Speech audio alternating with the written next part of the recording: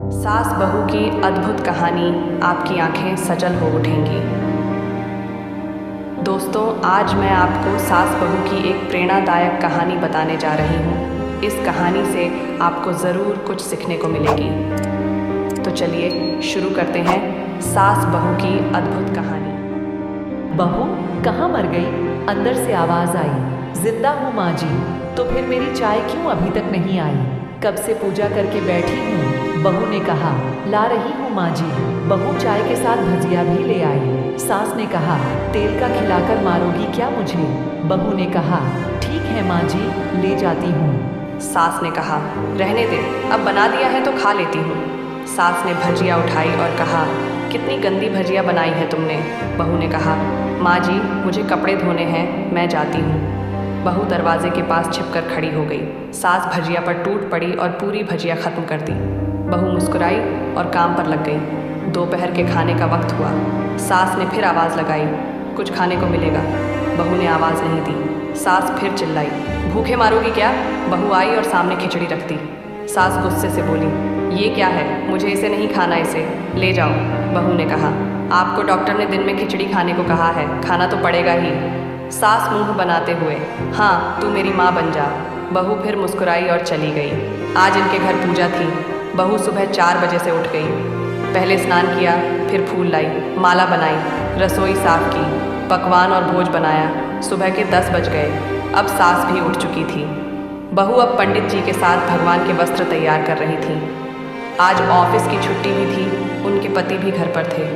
पूजा शुरू हुई। सास चिल्लाती, बहू ये नहीं है, वो नहीं है। बहू दौड़ी दौड़ी आती और सब करती। अब दोपहर के 3 बज गए थे। आरती की तैयारी चल रही थी।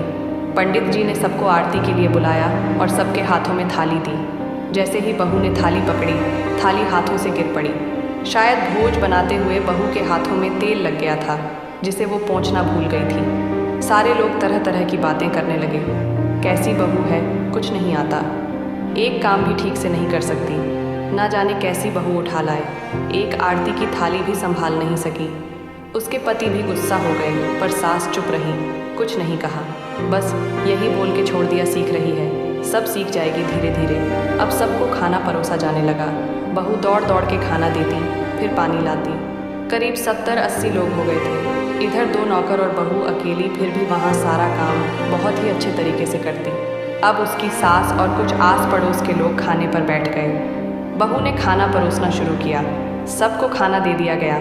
जैसे ही पहला निवाला सास ने खाया, सास ने तुरंत कहा, तुमने नमक ठीक से नहीं डाला है क्या?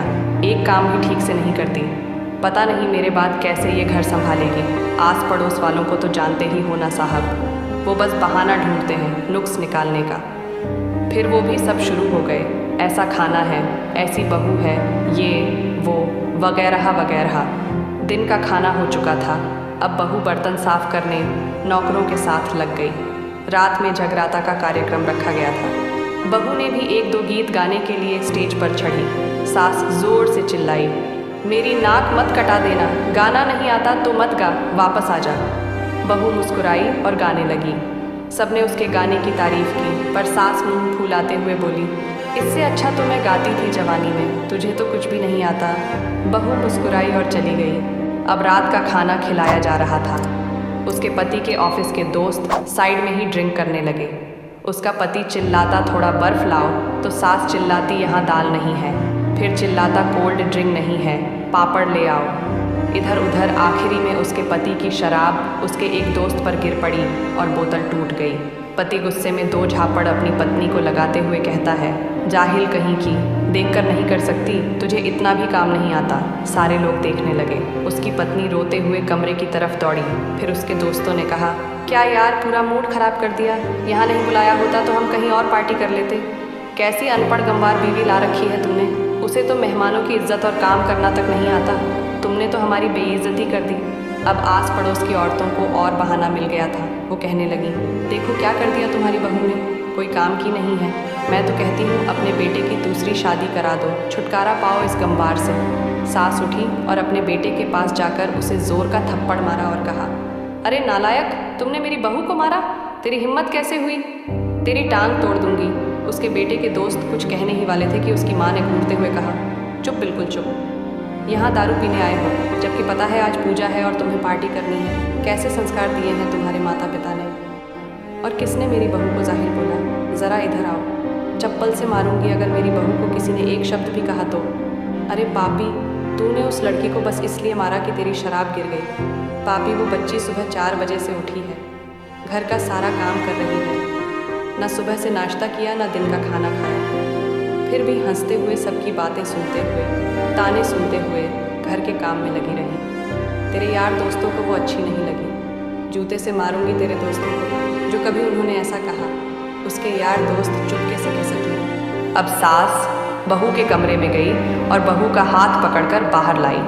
सबके सामने कहने लगी, किसने कहा था अपनी बहू को घर से निकाल के दूसरी बहू ले आना? ज़रा सामने आओ। कोई सामने नहीं आया।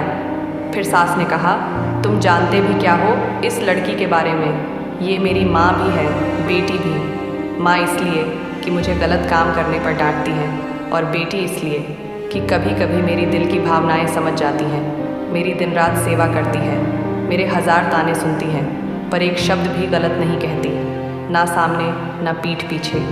और तुम कहते हो दूसरी बहू ले आऊँ? याद है ना छुटकी की दादी, अपनी बहू की करतूत? सास ने गुस्से से पड़ोस की महिला को कहा, अभी पिछले हफ्ते ही तुम्हें मियाँ बीवी भूखे छोड़ घूमने चले गए थे। मेरी इसी बहू ने 7 दिनों तक तुम्हारे घर पर खाना पानी, यहाँ तक कि तुम्हारे पैर दबाने जाती थी, और तुम इसे जाहिल बोलती हो।